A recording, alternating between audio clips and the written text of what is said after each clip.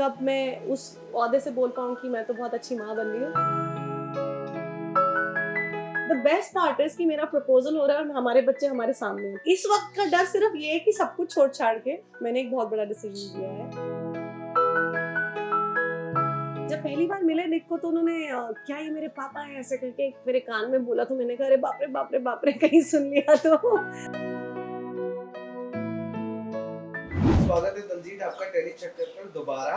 जो सब जानना चाहते हैं कैसे हुई थी आपकी और निखिल जी की मुलाकात, कहाँ हुई थी, कैसे हुई थी, कब मिले और कब क्लिक हुआ कि he is the right person. हमारी मुलाकात हुई थी पिछले साल। एक बार बीच में हम मिले एक पार्टी में कहीं, और मैंने देखा ये जो एक पिता बात करते हैं वैसी वाली कॉन्वर्जेशंस पूरी अपनी बेटियों के बारे में वो बात कर रहे थे।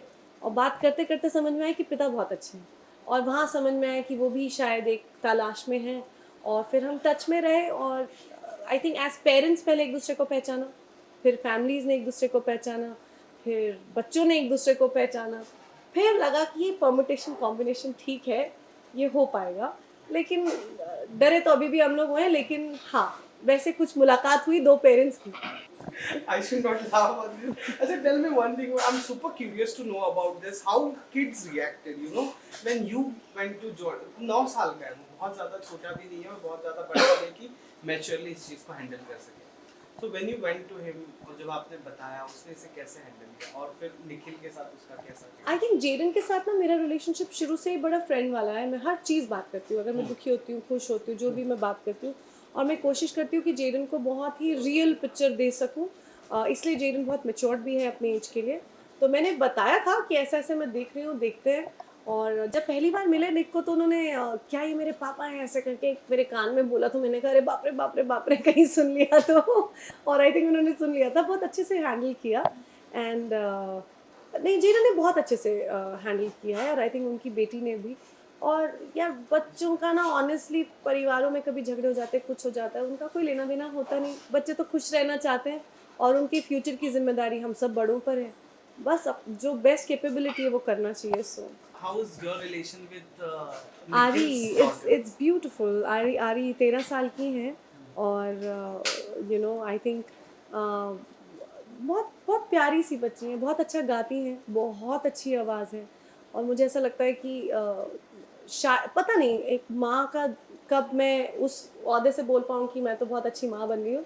लेकिन आई होप कि मैं एक अच्छी मेंटोर, एक अच्छी गाइड उनको प्रोटेक्ट कर पाऊँ। आई थिंक वो भी अगर मैं फिल कर पाई गैप, तो आई थिंक बहुत अच्छा होगा। तो अभी तक तो मैं यही सोच रही हूँ, and let's see where it goes. पहली मुलाकात आपकी और निक के डॉटर के साथ, वो अगर आप शेयर करें। ज़रूर, मैं पहली बार जब मिली थी, आई थिंक बहुत ही मैच्योर्ड हैं वो भी अपने एज से। तो बड़े ही हम लोग एक आई थिंक पहली बार गए, कॉफ़ी शॉप गए, थोड़ी गप्पे मारी, फिर हम लोग शॉपिंग भी गए, फिर उन्होंने कुछ कुछ चीज़ें दिखाई मुझे वहाँ जहाँ मैं गई थी।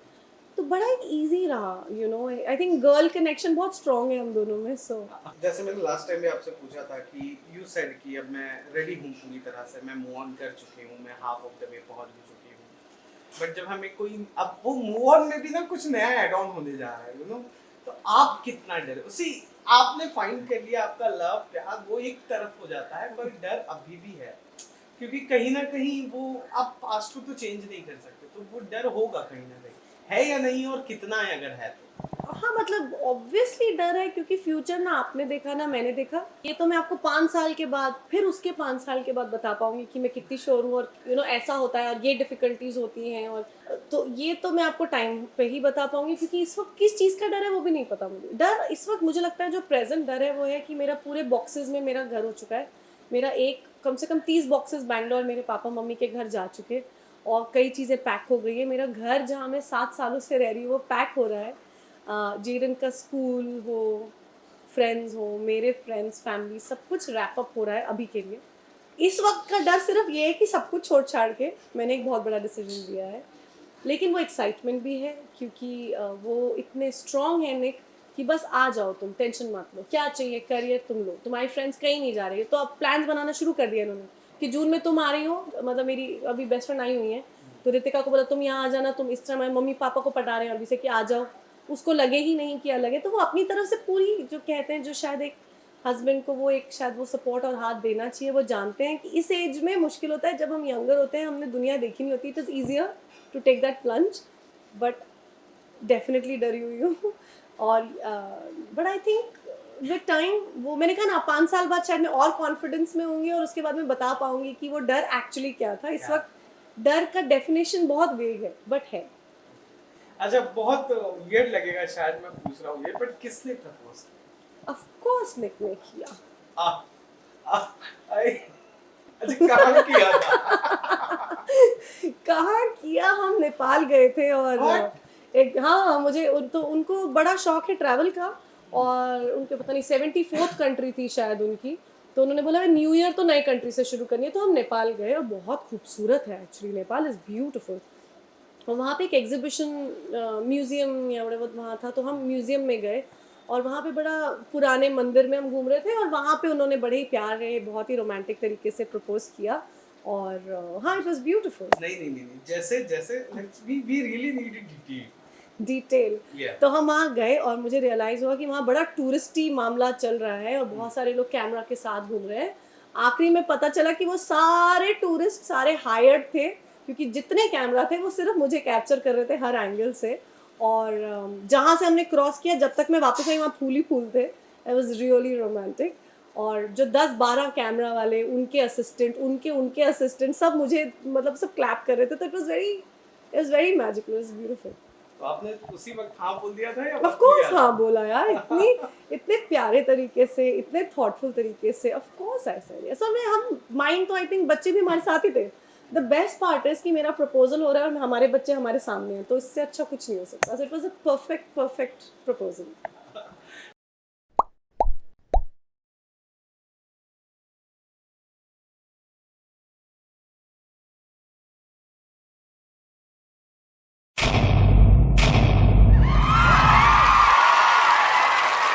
Know all about the Telly world by subscribing to Telly Chakka's YouTube channel. Don't forget to hit the bell icon to stay updated to our new videos.